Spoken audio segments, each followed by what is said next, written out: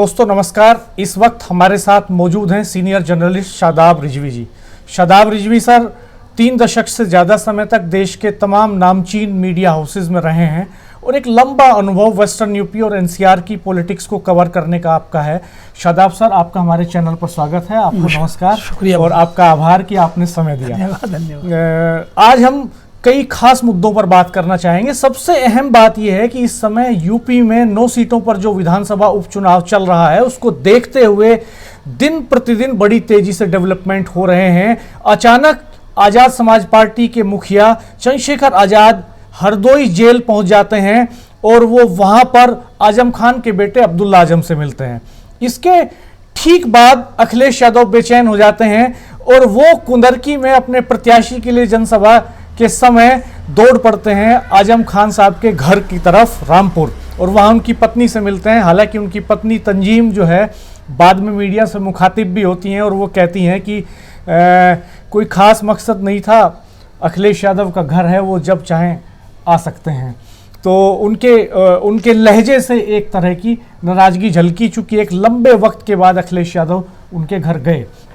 तो इस तरह से वेस्टर्न यूपी की सियासत में मुसलमान कोई भी चुनाव आते ही अचानक अहम हो जाते हैं। हर दल का बड़ा नेता उनके वोटर्स को, उनके नेताओं को याद करने लगता है और उनके घर की तरफ दौड़ने लगता है। शादाब सर, इस पर आपका एक एनालिटिकल वो चाहूँगा मैं कोट कि आप इसको किस तरह से देख रहे हैं? देखिए रवीन जी, जो आपने भी वाकई बहुत ही चुनाव के वक्त में मौजूद सवाल जो है ये है, और मुझे लगता है कि हमारे दर्शक या हमारे आपके चैनल के जो है पाठक दोनों जो है वो इसको जानना भी चाहेंगे और उन्हें पता भी है, तो उनकी रूबरू होना बहुत ज़रूरी है। आपने सही वक्त पे सही सवाल और सही मुद्दे को लेके आप आ गए हैं। देखिए, इसमें कोई शक नहीं है कि चुनाव में मुसलमान प्रेम जो है हर किसी का झलकता है। और आप तो बात कर रहे हैं अभी आज़म खान को लेके चंद्रशेखर आज़ाद और समाजवादी पार्टी अखिलेश यादव की। मैं तो कहता हूँ कि बीजेपी भी कोई कम नहीं है। बीजेपी भी चाहती है मुसलमान का साथ, लेकिन उसके 2 पैमाने हैं। मैं बीजेपी से शुरू करूँगा, थोड़ी सी आपको वक्त लगेगा आपका ज़रा सा। इसमें सर बीजेपी का जो स्लोगन है सबका साथ, सबका विकास और सबका विश्वास, तो सबका साथ तो वो चाहते हैं, सबका विकास चाहते हैं, क्योंकि जो वेलफेयर स्कीम्स हैं सरकार की उनका तो किसी कास्ट और रिलीजन के बेसिस पे डिवाइड होती नहीं, वो सबको लाभ मिलता है। लेकिन विश्वास जीतने वाली जो बात है वहाँ वो चूक जाते हैं। देखिए, बहुत ही आपने कमाल की बात कह दी।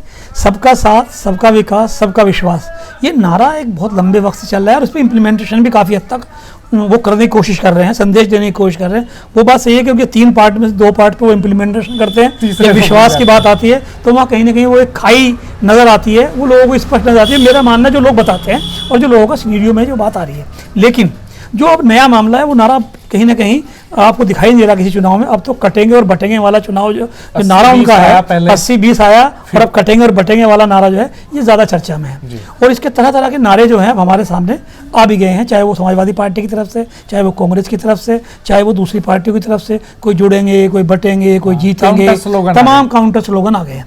लेकिन भारतीय जनता पार्टी मुसलमान प्रेम की बात जब हम कर रहे हैं तो इसी को जोड़ते हुए भारतीय जनता पार्टी जहाँ ये कटे और बटेंगे की बात करना चाहती है, लेकिन वो बड़ी वो रणनीति के तहत करते हैं। उनका जो शीर्ष नेतृत्व है वो कटेंगे और बटेंगे पे जो है ध्रुवीकरण की कोशिश करता है।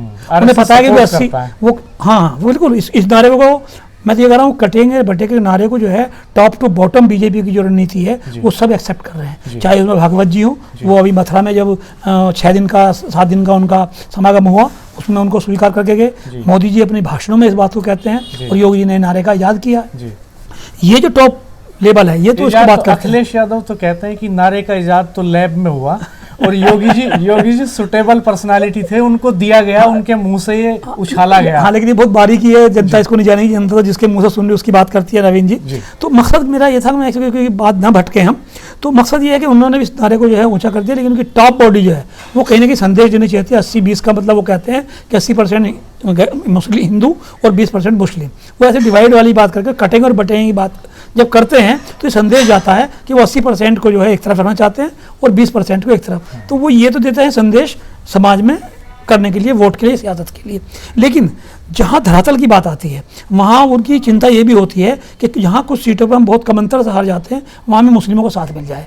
जो शुरू से उनकी कोशिश है, चाहे 3 तलाक की रही है ना, महिलाओं के साथ रहने की लेने की बात चली, अब जो है वो मुस्लिम राष्ट्रीय मंच को उन्होंने बहुत सारी जगह यात्राएं निकलवाई, बूथों पर उन्होंने सेमिनार कराए, बूथों पर सभाएं कराई, और अभी भी जो है मुस्लिम राष्ट्रीय मंच जो है उनका तमाम मुस्लिम बहुल्य सीटें, चाहे कुदरकी हो चाहे मीरापुर हो, बड़े पैमाने पर उनके लोग लगे हुए हैं। कुंदरकी में तो उनके और प्रत्याशी जो मैं वही कह रहा था, जो उनके प्रत्याशी हैं जो लगातार तीसरा चुनाव लड़ रहे हैं और वो कहीं ना कहीं बीजेपी की आइडियोलॉजी पे ही ज़्यादा, लेकिन इस बार उनका भी रंग और चेहरा जो है बदला हुआ है। वो रविंद्र जी लगातार जो है मुस्लिमों के बीच जा रहे हैं, और जाने के बाद वो जिस दिन उन्होंने नामांकन किया और आज तक अपने वक्तव्य से नहीं हटे। वो कह रहे हैं इस बार मुझे मुसलमान जिताएंगे, मुसलमान ही जो है तुर्कों से इस सीट को मुझे दिलाएंगे, और उसमें वो नारा डाल रहे हैं राजपूतों का, क्योंकि वहाँ राजपूत वो वही जो जातिगत राजनीति वाली बात है, वो तुर्क बनाम राजपूत की बात करते हैं कि वो मुस्लिम राजपूत जो हैं वो काफ़ी संख्या में हैं। जहाँ करीब 50 से ज़्यादा % जो हैं तुर्क माने जाते हैं मुस्लिमों में, तो वहीं 40 से 45 के बीच में राजपूत माने जाते हैं। तो कहीं ना कहीं राजपूतों को संदेश देना चाहते हैं कि कभी किसी वक्त फोर फादर जो हैं वो उनके कई हिंदू रहे थे और वो कन्वर्जन उनका हुआ था, तो उनसे वो अपना जो मोहब्बत और जो अपनापन दिखाते हैं वो ऐसा करने की कोशिश करते हैं। ये एक दिगर बात है। लेकिन इससे बड़ी बात जो है, रामवीर सिंह का ये कहना बड़ी बात नहीं है, लेकिन ये बड़ी बात कहना कि जो टोपी पे, जालीदार टोपी पे, जिनको पहनने से एतराज़ होता है शीर्ष नेतृत्व को, वो जालीदार टोपी पहन रहे हैं, वो गमछार या उसको जो अंगोछा कहते हैं वो भी डाल के चल रहे हैं, और वो बाकायदा उसी तरह की स्पीचें दे रहे हैं। ये बात हो गई मुस्लिमों को रिझाने की। बड़ी बात जो जहाँ से हमने बात शुरू करी थी वो रविंद्र जी आजम खां वाली, अखिलेश वाली या चंद्रशेखर आज़ाद वाली, उसमें आप एक बात देखिए कि अचानक आजम खां क्यों याद आ जाते हैं चुनाव से पहले। क्योंकि आजम खां, जहां मेरा मानना है, मुझे आप भी इत्तेफाक करेंगे और एक आम आदमी भी जानता है कि वेस्ट यूपी ने यूपी की राजनीति में मुस्लिम चेहरे के रूप में कहीं ना कहीं आजम खान एक बहुत ही काबिल, बहुत ही असरदार चेहरा रहा है, और जहाँ जहाँ उन्होंने कहीं वो गए हैं चुनाव में तो वो मुस्लिमों ने उनको अपना नेता माना और उनके साथ खड़े हुए हैं। आज भी ये देखिए कि मुस्लिम प्रेम कितना आ गया है। समाजवादी पार्टी है या दूसरी मजबूरी हो गई है उनकी कि अखिलेश यादव को उनके घर इसलिए जाना पड़ा, अगर वो कुंदरकी आएँ और वो ना जाएँ मेरठ मंडल की, उसकी मुरादाबाद मंडल की सीट है, मुरादाबाद में आएँ और उसी मंडल के रामपुर में ना जाएँ, और जिसके पीछे सियासत अब तक पिछले कई दशक की आजम खां के नाम पे मुस्लिमों की रही है, और वो अगर उसको नेगलेक्ट कर देते हैं और उनके घर ना जाएँ और उस वक्त ना जाएं, एक तो चुनाव और दूसरा कहीं ना कहीं अखिलेश और समाजवादी पार्टी इस आरोप को, और सच्चाई है क्या है तो वो जाने, झेलती रही है कि जब जब अखिलेश इस पे आजम खां पे परेशानियां आई हैं, मुकदमे हुए हैं, कानूनी शिकंजा कसा है भाजपा की सरकार 2017 में आने के बाद, तो तब जो है उन पर आरोप लगे हैं कि उन्होंने उनका साथ नहीं दिया, वो रामपुर में जाकर उनके साथ खड़े नहीं हुए, उनकी लड़ाई उन्होंने सड़क पर नहीं लड़ी, उनकी आवाज़ उन्होंने उठाई नहीं, या उन्होंने कानूनी जो उनकी मदद नहीं की। ये तो हम मीरापुर में ग्राउंड पे घूम रहे थे, तो सामान्य लोगों ने भी कहा, जो फेरी लगाने का काम करते हैं, ठेली लगाते हैं, छोटे छोटे काम करते हैं, कम पढ़े लिखे लोग हैं, वो भी ये बात कह रहे थे कि हमारे नेताओं के साथ खड़े नहीं होते अखिलेश। बिल्कुल वही कि जब भी कोई बड़ा मुद्दा होता है तो अखिलेश यादव मुस्लिमों के उस मुद्दे पे बोलते नहीं है, ऐसा आम मुस्लिम का मानना है। और ये जिसकी आप बात कर रहे हो मीरापुर में, जो ये ठेली वाला, रक्शे वाला, यही वोटर होता है, यही इफेक्ट करता है और यही ये संदेश देता है, क्योंकि इससे बड़े नेताओं के 10 लोगों के बैठ जाने से कुछ नहीं होता है। वोटर जब तक इस इफेक्ट नहीं करेगा, उसके दिमाग में कोई बात नहीं आएगी। तो मजबूरी क्या हो गई, उपचुनाव था और वेस्ट यूपी की 4 सीटें हैं, गाजियाबाद, खैर, कुंदरकी और मीरापुर। इन चारों सीटें में 2, अब इनको फिर आगे बढ़िए, 2 सीटें कुंदरकी और मीरापुर, इनको मुस्लिम डोमिनेटेड माना जाता है। और अगर इन पे दोनों जगह उनके बेहतरीन कैंडिडेट, दोनों जगह एक पूर्व विधायक वहाँ चुनाव लड़ रहे हैं 2 बार के पहले से, कहाँ कुदरकी में और मीरापुर में, कहाँ उनके मतलब सांसद, विधायक, MLC, तमाम एक बड़ा राजघराने की बहू जो है लड़ रही है। तो उन्हें लग रहा था कि हमारा बड़े नाम तो हमने दे दिए, बड़े कैंडिडेट भी दे दिए, जब तक मुस्लिमों का साथ पूरा नहीं मिलेगा, और वो कब मिलेगा, इनके अलावा जब तक आजम खां की तरफ से कोई, मतलब परिवार से आजम खां की तरफ से कोई अपील ना हो। अब अपील का हो, आजम खां जेल में है, दूसरे के जो राजनीतिक उत्तराधिकारी हैं वो भी जेल में है, उनके बेटे अब्दुल्ला आजम। तो अब उनके वो तो संदेश जेल से देने से रहे, क्योंकि वो भी कहीं ना कहीं जो कसक बताते हैं आप नाराज़गी की, जो मुस्लिम के आम बात की, तो कहीं ना कहीं उनकी भी ज़रूर रही होगी। क्योंकि अब लोकसभा चुनाव के पीछे जाएंगे अभी आप, जो चुनाव अभी 2024 में हुआ, उसमें खुलेआम आजम खां के समर्थकों ने, या पिछले जो चुनाव हुआ था उपचुनाव, जब आजम खां ने वो सीट छोड़ दी विधायक बनने के बाद लोकसभा की, और आसिम मियाँ जो है वहाँ से कैंडिडेट बनाए गए थे आजम खां की पसंदीदा, तो जब उन्होंने भी वो थे, वो सबसे पहले इस बार 2024 में वो उन्होंने विरोध किया इस बात का, जब मौलाना मोहब्बतुल्लाह को जो है कैंडिडेट बनाया गया और ये कहा गया कि हम समाजवादी पर हमारे साथ ही नहीं खड़ी हुई है, हमारे आदमी को टिकट नहीं दे रही है, हमारे आदम खां के वो नहीं ले रही है, लोगों ने इस्तीफे तक दिए, लोगों ने मोहब्बतुल्लाह का विरोध तक किया शुरू में। बाद में मनाने से एक दूसरी बात है कि वो मान गए, तमाम चीज़ें हो गई, लेकिन ये सब चीज़ें जो है उनको बनाना बहुत ज़रूरी था। एक लंबे वक्त से जो है कनेक्टिविटी अखिलेश और आदम की नेट टू नेट नहीं थी, पारिवारिक मिलन नहीं था, कोई वैसा दफ्तरों का मिलन नहीं था जब दोनों को सजा होकर जेल गए हैं। अगर वो मिलन होता तो कहीं ना कहीं दूरी कम होती। और जब से वो भी जमानत पाई हैं तंजीन फातिमा आदम खां की वाइफ, तब से वो ये अखिलेश यादव भी मुझे नहीं लगता कि वो एक आध बार गए हों, तो मुझे नहीं पता लोकसभा चुनाव में उसके बाद कभी गए हैं या उनसे दुख दर्द में शामिल हुए। जब भी गए हैं तो उनकी बेटा या बेटी बहू लखनऊ में एक दौर जरूर मिले हैं। तो ये उन्हें मनाना बहुत ज़रूरी था कि अखिलेश को ये संदेश देने की ज़रूरत थी कि नहीं, आदम खां का मैं दुख दर्द में जानता हूँ, मैं उनके साथ हूँ और वो मेरे साथ है। इसमें एक और भी रवीन जी बात है, क्योंकि अभी कई सारे सवाल आपके दिमाग में, हाँ बस मैं आ रहा हूँ, वो भी बताता हूँ। बस दो बातें हैं इसमें। एक और बड़ी इसमें संदेश देने की बात क्या है कि अब आप उनके बाद जब मिलते हैं वो अभी 3 दिन पहले, उसके बाद दोनों के आदम खां की पत्नी के वक्तव्य और अखिलेश यादव के वक्तव्य पर आप जाइए, देखिए कितना मज़ा उसमें शब्दों में है। जब आप तंजीन फातिमा के शब्द सुनते हैं तो वो बहुत ही शालीनता से अपनी एक बात कह देती है कि हमारे तो नॉर्मल मुलाकात है, घरेलू मुलाकात है, कोई ऐसी बात नहीं हुई है और हमें कोई वो नहीं है, तो हमारा घर है जब चाहे वो आ जाए। लेकिन कहीं वो उसमें आप जो सियासी जानकार हैं या थोड़ा बहुत हम भी जानते हैं, उसमें कहीं ना कहीं उनके शब्दों में नाराज़गी सी एक झलक रही थी कि जिस तरह से खड़ा होना चाहिए था, जिस तरह से घर था तो जिसे बेतकल्लुफ़ से बिना प्रोग्राम के आ जाना चाहिए था, कुदरती आज चुनाव है तो आगे बिना कुदरती के भी आ जाना चाहिए था, वो नहीं आ पाए। लेकिन उसके बाद आप फिर अखिलेश यादव का भी वक्तव्य देखिए। अखिलेश यादव जो है देखते हैं उस नाराज़गी को और फिर एक बड़ा गंभीर और सियासी बयान देते हैं कि उनके साथ अन्याय हुआ है और इस अन्याय को सहन नहीं किया जाएगा। जब अभी हमारी सरकार आएगी सारे मुकदमे हम वापस कर देंगे, उनके परिवार के साथ जो है जानबूझ के जो है डेलिबरेटरी जो है कार्रवाई की जा रही है, तो उन्होंने वो कोशिश करने की हम साथ खड़े हैं, ये मैसेज देने की कोशिश की है। इसके अलावा एक अखिलेश यादव की और मजबूरी भी हो गई। अब हो सकता है वो इसमें कंट्रडिक्शन हो सकता है, क्योंकि अखिलेश यादव को एक दिन पहले प्रोग्राम ये आया था कि कुंदरकी से रामपुर जाएंगे जनसभा के बाद, लेकिन उससे पहले अब क्योंकि वो उनके कैलिबर में भी फ़र्क हो सकता है चंद्रशेखर आज़ाद के और अखिलेश यादव के, उनका प्रोग्राम पूरा क्योंकि वेल था और पहले से तय था, वो पूर्व मुख्यमंत्री हो गया और शायद चंद्रशेखर का वो पूरी तरह से नहीं आ पाया मीडिया में या लोगों को जानकारी। लेकिन अचानक जो है सुबह को 9 साढ़े 9 बजे एक सियासत में भूचाल कहिए वो महसूस होने लगा। समाजवादी पार्टी के खेमे में हलचल महसूस होने लगी कि जहाँ वो उन्हें 3:30-4 बजे जाना था अखिलेश यादव को रामपुर, उससे पहले 10:30 बजे 11 बजे जो है चंद्रशेखर एकाएक हरदोई पहुँच जाते हैं। अब लोगों के दिमाग में हरदोई क्यों? अब पहला कि हरदोई में तो आजम खां के बेटे अब्दुल आजम बंद हैं, जेल में बंद हैं, सज़ा में बंद हैं और अपने ही उस केस में बंद हैं जिसमें 2 जन्म प्रमाण पत्र जो है उनकी जन्मतिथि के थे उसमें, तो वो वहाँ जाके मिलाए। और उनसे पहले जो अखिलेश यादव ने 4 बजे किया 5 बजे, वो सारी बातें जो हैं 11 बजे चंद्रशेखर मीडिया से कह चुके, अपनी सिंपैथी दे चुके। मजे की बात देखिए, एक बाप और एक बेटा, और चंद्रशेखर उनको बड़ा भाई कहता है, बेटे को छोटा भाई कहता है। उनका ये कहता नहीं वो मेरे छोटे भाई हैं और आदम मेरे बड़े भाई हैं, और वो अपनी उनसे मोहब्बत और अपनी कनेक्टिविटी इस तरह जोड़ते हैं चंद्रशेखर कि जब मैं परेशानी में था तो पूरे परिवार के साथ मेरे साथ आजम खां का परिवार खड़ा था, मेरे साथ मिलने गए थे मुझसे, मुझे दिलासा दिया था, आज मैं उनके साथ खड़ा हूँ। और उन्होंने यहाँ तक भी कह दिया जो पता नहीं अभी दूर तक भी कहीं बात नहीं की, जैसे मुख्तार अंसारी को लेके या अतीक अहमद, मैं मुस्लिम चेहरे नाम इसलिए ले रहा हूँ कि उन्होंने इसलिए कहा कि वो मुस्लिम है, और या अतीक और उनके भाई को लेके जो है हुआ कि वो जेल में डेथ हो गई, एनकाउंटर वहाँ मतलब मारे गए, तो उन्होंने यहाँ तक भी कह दिया अगर किसी वजह से कोई ऐसी बात हो जाए, कोई साजिश होने लगे तो मैं ईंट से बजा दूंगा सरकार की, मैं ये कर दूंगा। मतलब उन्होंने कोई भी अपनत्व दिखाने के लिए, अपनापन दिखाने के लिए, और वो सब वजह ये नहीं थी कि अचानक जो है वो अभी 3 दिन पहले क्यों प्रेम बढ़ गया, ये प्रेम कहीं ना कहीं चुनाव से जुड़ा हुआ था दोनों का।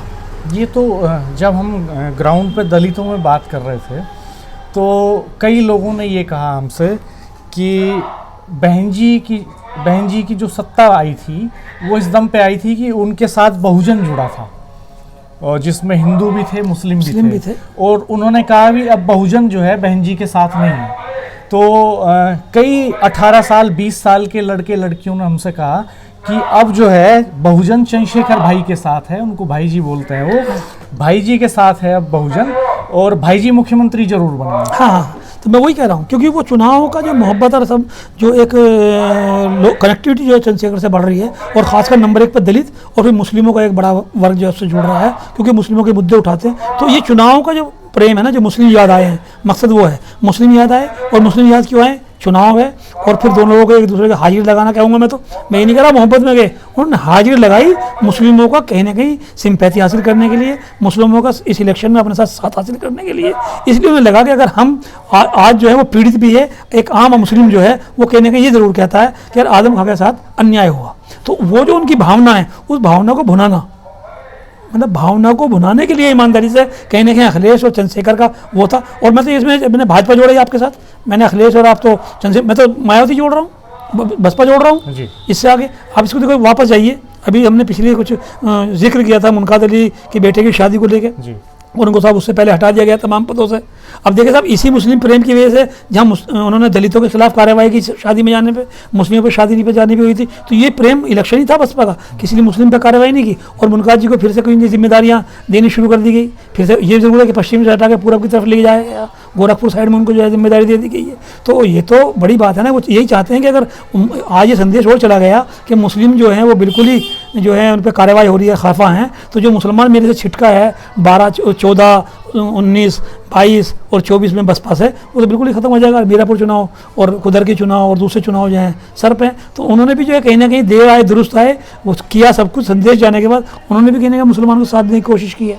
अच्छा, अखिलेश यादव को क्या डर है कि वो उतने आक्रामक तरीके से मुस्लिम नेताओं और वोटरों के साथ खड़े दिखाई नहीं देते जितने आक्रामकता के साथ चंद्रशेखर दिखाई देते हैं? जैसे ठेलों पर, दुकानों पर नाम लिखने वाला मुद्दा हो या दूसरे मुद्दे हों, चंद्रशेखर बहुत आक्रामक तरीके से आते हैं, बहुत पूरा अटैक करते हैं बीजेपी के ऊपर। मीडिया में उनकी जो प्रेजेंस है वो बड़ी एग्रेसिव दिखाई देती है, और अखिलेश यादव काउंटर करते हैं तो तंज कसते हुए पोलाइटनेस के साथ करते हैं, उतना आक्रामक नहीं होते। उनके चेहरे पर उतना गुस्से वाला भाव नहीं आता जितना चंद्रशेखर के चेहरे पर आता है।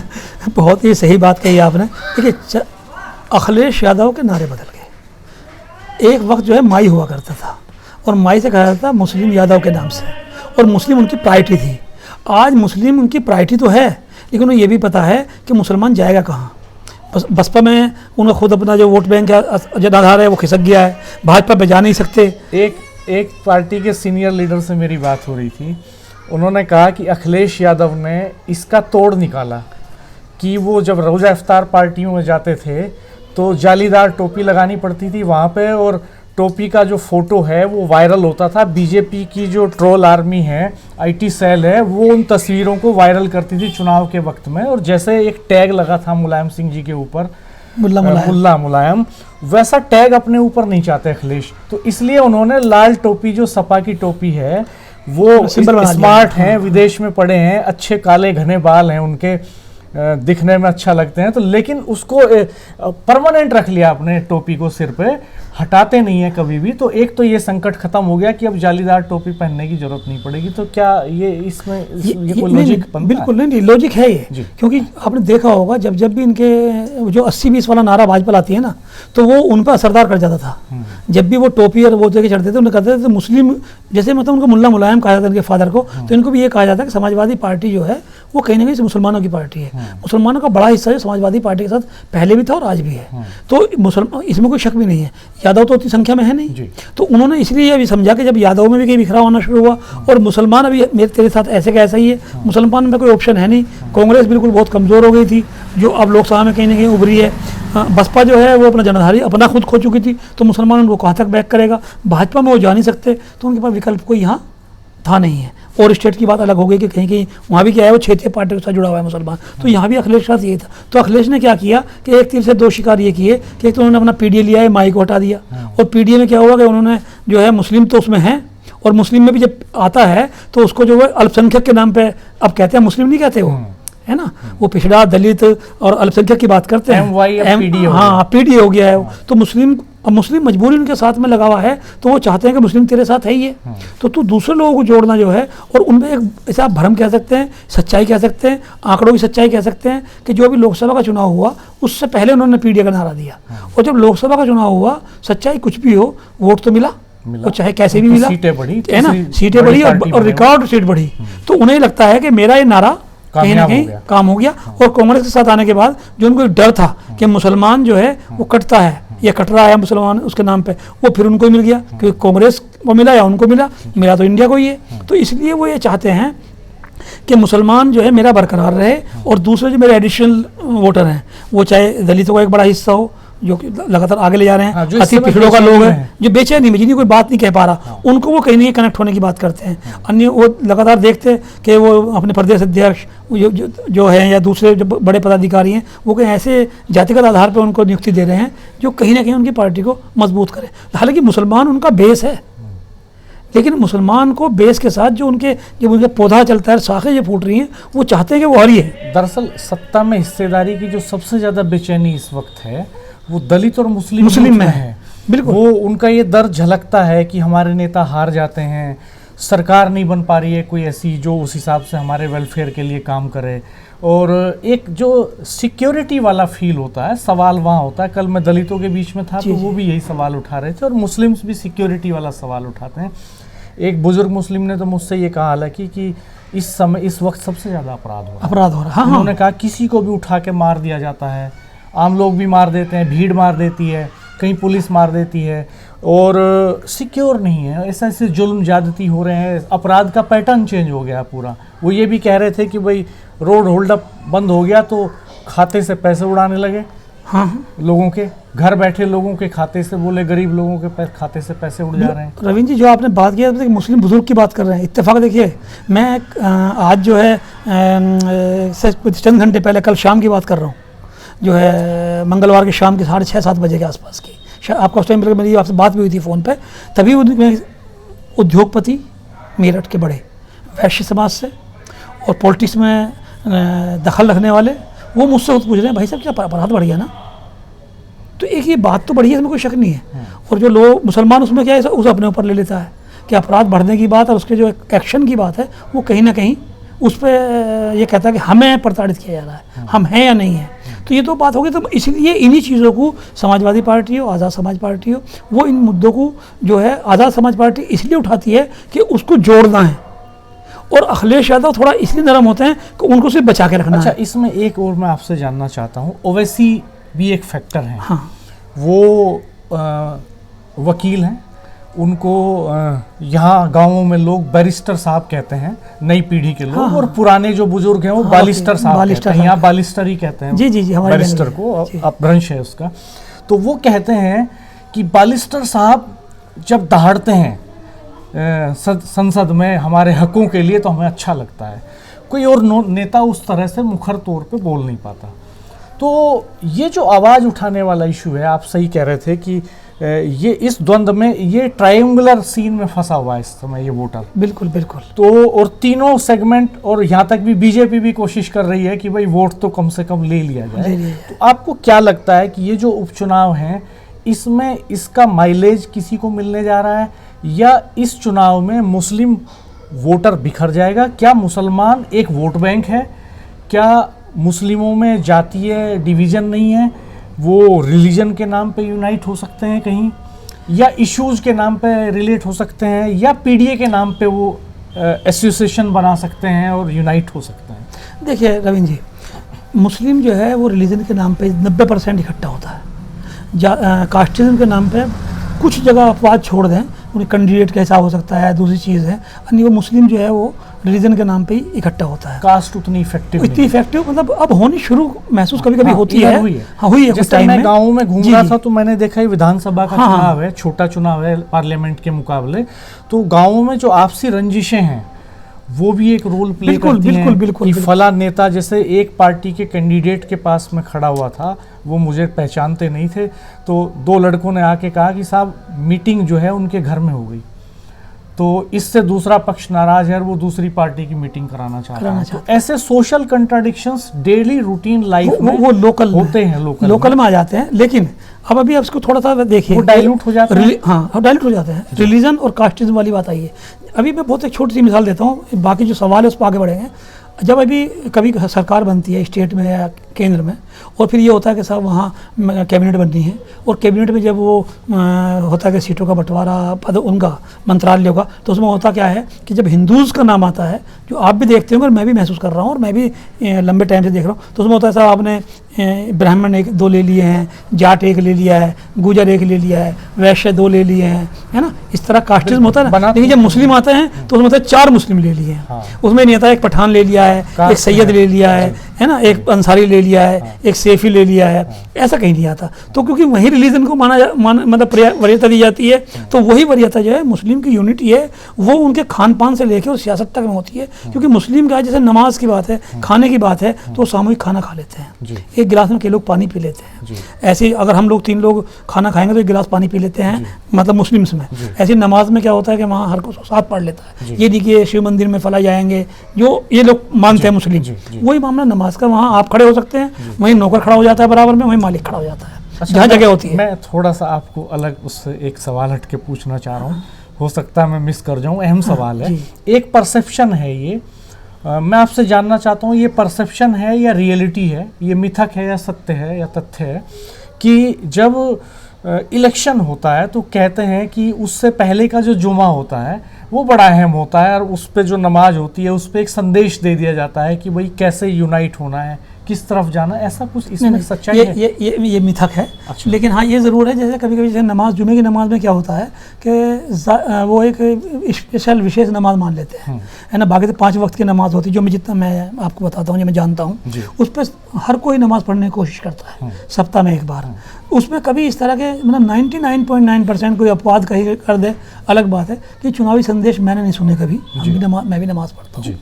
लेकिन इतना ज़रूर है कि जैसे सोशल चीज़ें होती हैं या सामाजिक बहुत सारी चीज़ें होती हैं संदेश देने वाली, वोट बन रही हैं या कहीं पोलियो के लिए ड्रॉप्स पिलाई जानी है, गवर्नमेंट के अभियान हैं, तो उनसे जो है क्या करते हैं कि धर्म गुरुओं से संपर्क किया जाता है, जो पॉजिटिव अपील होती है वो कई बार कराई जाती है। लेकिन जो जुम्मे में जिसको कहा जाता है संदेश देना, वो एक ख़ास एक संदेश होता है, इसको खुतबा कहा जाता है। और जो खुतबा होता है वो उसका इतना अहम रोल है इस्लाम में कि उस दौरान आप आपस में बात भी नहीं कर सकते, सिर्फ सुन सकते हैं, ये मना है मतलब इस्लाम के अंदर। तो और बात तो बिल्कुल गलत है, उसको ख़त्म करने के बाद फिर बात कही जाती है जो पॉजिटिव वो दिया जाता है। और उसमें कहीं ऐसी वो एक अलग बात है जब कहीं 1500 लोग, वो एक अलग बात तो आपस में चर्चा वो एक अलग बात है, अलग विषय। ये हो सकता है कि इतना तो कह दिया जाता है कि भाई चुनाव है, परसों चुनाव है, 2 दिन बाद चुनाव है, अपने वोट का प्रयोग जरूर करना जरूरी है, आपका अधिकार है, हक है, संविधान ने हमें दिया, इस तरह की बातें तो होती है। जैसे ये तो समझ में आता है कि जिन दलों के पास मजबूत IT सेल हैं, वो तो करते हैं, संगठन है, तो वो तो एक मैसेज फ्लैश कर सकते हैं, बिल्कुल। लेकिन ऐसा कोई तंत्र दलितों और मुसलमानों के पास दिखाई नहीं देता मुझे। लेकिन ये सवाल बीच में आ गया, वो वाली बात थी ओवैसी जी, और वो वाली बीच में रह गई, हम उस पर लौटते हैं हम लोग। दरअसल ओवैसी जी के जो एक उनका संगठन है ना, जो उनकी बात करने की शैली है, जो उनका तरीका है, वो एग्रेसिव है बहुत ज़्यादा। और ये आप मान के चलिए कि सिर्फ एग्रेसिव हो जाने से जो है हर कोई जुड़ता नहीं है, और मुस्लिम की एक परिपाटी रही है। लेकिन उसमें एक तर्क की ताकत भी है। बताऊंगा मैं वही लाना चाह रहा था। मैं जितना वो तर्क की बात करते हैं और जितना वो एग्रेसिव बात करते हैं, उसमें 2 हिस्से हो जाते हैं। जब वो एग्रेसिव बात करते हैं, भावनात्मक बात करते हैं, जज्बाती बात करते हैं, तो उससे जो इलिटरेट मुस्लिम का एक हिस्सा होता है वो जुड़ने की कोशिश करता है। जब वो तथ्यात्मक बात करते हैं तो उससे जो पढ़ा लिखा इंसान है वो उनसे थोड़ा सा इफेक्टिव होने की कोशिश करता है, वो बैलेंस नहीं बन पाता। हुआ क्या कि मुस्लिम की एक बड़ी बदनसीबी कहिए या जो भी कहिए, ये है खासकर यूपी के अंदर, देश के अंदर छोड़ दीजिए आप, और यूपी के अंदर तो खासकर कि उनका आज तक कोई लीडर नहीं बना। चाहे वो अयोध्या मसले में जब चला सैयद शहाबुद्दीन से लेकर आज तक तमाम लोगों ने जो है आशिक रसूल और ये और तमाम बहुत लोग नेता रहे हैं, मेरठ से भी रहे हैं, लेकिन कोई नेता नहीं बना। एकदम उबार आता है, साल 6 महीने रहता है और वो फिर खत्म हो जाता है। ओवैसी साहब, हालांकि आप देखिए इतने बड़े बड़े चेहरे भी नेता हुए मुस्लिम्स में, जनरल शाहनवाज खान आजाद हिंद फौज के वो रहे जनरल थे, वो लाल किले पे पहली बार झंडा उन्होंने जो है, लेकिन एक्सेप्ट नहीं हो पाए, और वो यहाँ 4 बार से MP भी रहे। लेकिन एक जो पैन यूपी या पैन वेस्टर्न यूपी एक लीडरशिप एस्टेब्लिश होनी चाहिए थी, वो नहीं हो पाई। ये बात आपकी बिल्कुल सही है। बिल्कुल, सारे नाम ले लीजिए आप कितने भी चाहे, बरेली में भी जो है वो रशीद मसूद साहब भी बड़ा नेता यहाँ रहे हैं, लेकिन और सारी मुस्लिम डोमिनेटेड फैमिली जो है वो, निश्चित। चाहे वो आमिर आलम हो, चाहे ये कादिर राणा फैमिली हो, चाहे अपने मेरठ में याकूब कुरैशी फैमिली हो, तमाम राजनीति के लोग रहे जी। हैं, लेकिन कोई भी ये नहीं रहा जो मुस्लिमों ने साथ तो दिया कुछ वक्त के, उसके बाद सब अलग हट गए। जी तो वो ये किसी को पसंद पता नहीं क्यों नहीं कर पाते, या तो कि मुस्लिमों के नेताओं में कोई लीडरशिप में कमी है, या फिर उनको जो है दरअसल इसमें एक बात सर मुझे मतलब बहुत बारीक एक छोटे छोटे बच्चों ने मुझे 18-20 साल के नौजवानों ने कही कि बहुजन के कॉम्बिनेशन बिना कोई सरकार नहीं बन सकती। बिल्कुल। तो मैंने उनसे मैं ये पूछ रहा था कि क्या मायावती जी की सरकार बन सकती है, आप लोग चंद्रशेखर की तरफ क्यों जा रहे हैं, मायावती 4 बार की मुख्यमंत्री बड़े नेता हैं। उन्होंने कहा बहुजन बिना कुछ नहीं हो सकता, और बहुजन हट गया उनसे। तो जो दरअसल मुस्लिम पॉलिटिशियन जो हैं उनका एक बड़ा संकट ये भी रहा कहीं ना कहीं कि वो अदर्स को अपने साथ उस तरह से मोबिलाइज नहीं कर पाते, मुस्लिम चेहरा बन जाते हैं, और बजाय इसके वो मुस्लिम चेहरा बन जाते हैं, और उस मुस्लिम को एक वोट बैंक के तौर पे वो ये गारंटी देते हैं दूसरे पार्टियों के बड़े नेताओं को कि साहब हम इतना वोट बैंक हमारे पास, हम इसको शिफ्ट करा सकते हैं, और वो उनके पिछलग्गू बन के रह जाते हैं। बिल्कुल बिल्कुल, अपनी एक बड़ी लीडरशिप स्टेब्लिश करने के बजाय। इससे आपका वो सवाल जुड़ गया ना अखिलेश यादव वाला। जी, अखिलेश यादव इसीलिए मुस्लिमों को ज़्यादा बहुत प्रमुखता से इस वक्त नहीं बातें कर रहे कि उन पर टैग लग जाता है, जो मुस्लिम नेताओं पर टैग लगा है, और जो मुस्लिमों की लीडरशिप खत्म हो जाती है, तो वो चाहते हैं मुस्लिम मेरे साथ तो रहें, और मैं उनको वो जब करते हैं अपने कमरों में अपने नेताओं के माध्यम से उनके दुख दर्द की बात करते हैं, मैसेज पहुँचाते हैं, सब कुछ काम करते हैं, लेकिन वो सामने नहीं कह पाते हैं। वही बात मुस्लिम नेताओं के साथ जब से ये 80-20 चला ना सर, ये दिक्कत हो जा रही है, ये तब से ये एक इन्वायरमेंट ज़्यादा बन गया है इसका। ये बिल्कुल आदमी के जहन पे ये बात जो हिट कर जाती है कि यार वाकई सही बात है। और एक बात मैं और बताऊं जी, इसमें कोई शक नहीं, अगर बीजेपी की कोई कहे या कोई नेता कहे, एक वक्त था लंबे टाइम 2017 से पहले तक, ये 14 से पहले तक, मुस्लिम को भी एक भ्रम ये था कि सरकार तो हम बनाते हैं जी।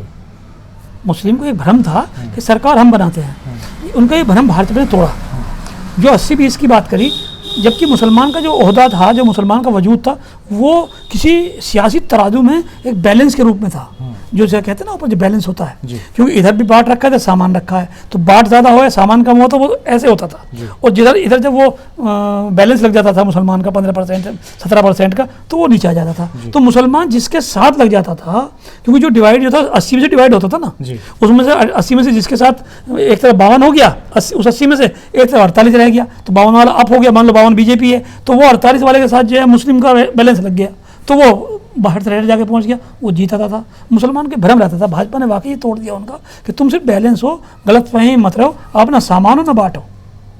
दोस्तों वीडियो थोड़ा लंबा हो रहा है, कमेंट बॉक्स में अपनी प्रतिक्रिया जरूर देते रहिएगा, बहुत वैल्यूएबल हैं आपकी प्रतिक्रियाएं, बहुत अच्छा इनपुट हमें मिलता है ग्राउंड का। हम लोग खुद भी ग्राउंड पे घूमते हैं, लोगों से बात करते हैं, लेकिन आपके कमेंट जो आते हैं उनसे बहुत इन्फॉर्मेशन हमें मिलती है, और अपने वीडियो को और रिच बनाने की हम कोशिश करते हैं। जी शादाब साहब, तो ये सबसे बड़ी बात है।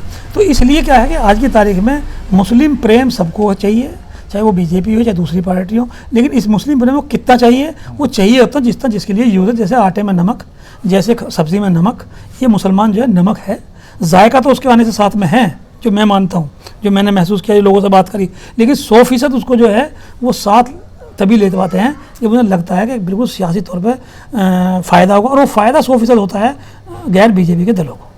इसलिए गैर बीजेपी के दल जो है उनसे प्रेम दिखा रहे हैं। अखिलेश यादव घर पहुंच रहे हैं, वो जो है चंद्रशेखर जेल पहुंच रहे हैं, मायावती जो है मुमताज़ जी को किनारे लगा के फिर से उनको जो है जिम्मेदारी दे रही है। ये सब चीज़ें वो हैं, और कुछ नहीं है। अभी 20 तारीख का चुनाव होगा, उसके बाद तेरी ढपली जैसा ढपली वैसा राग वाली स्थिति हो जाएगी, वही सब आएगा, फिर चुनाव आएगा, फिर से याद किए जाएंगे, वही मुसलमान बेचारा अपना करता रहेगा। जो मुझे लगता है जो मुसलमानों की बात होती है, मैंने उनकी बात कही है, जो मुसलमानों से बात होती है, हाँ, उनकी बात। आप ग्राउंड पे रहते हैं, लोगों से आपका एक कनेक्ट है हर सेगमेंट के, 30 साल से ज़्यादा का करियर आपका है, तो ये आपके पास रियल फीडबैक है। तो दोस्तों चुनाव आते रहेंगे, और आम आदमी का दुख दर्द कभी कम होने का नाम नहीं लेगा, ऐसा लगता है भारतीय राजनीति के हालात को देखकर। फिलहाल कितने चुनाव आए, कितने चुनाव चले गए, लेकिन गरीबी, बेरोजगारी, महंगाई और तमाम तरह के आर्थिक संकट आज भी ज्यों का त्यों मौजूद है। एक बड़ा हिस्सा पूरे वेस्टर्न यूपी में,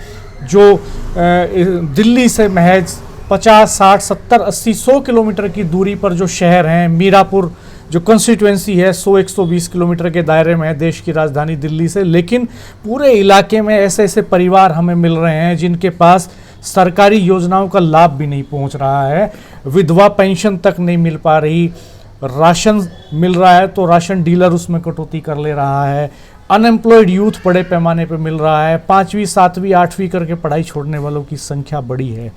ये मुद्दे अपनी जगह हैं, वोट बैंक की सियासत अपनी जगह है। चुनाव आते हैं, वोट बैंक बनाते हैं नेता, सत्ता बनाते हैं और फिर सत्ता बदलने की लड़ाई शुरू होती है, नई सरकार बनती रहती है।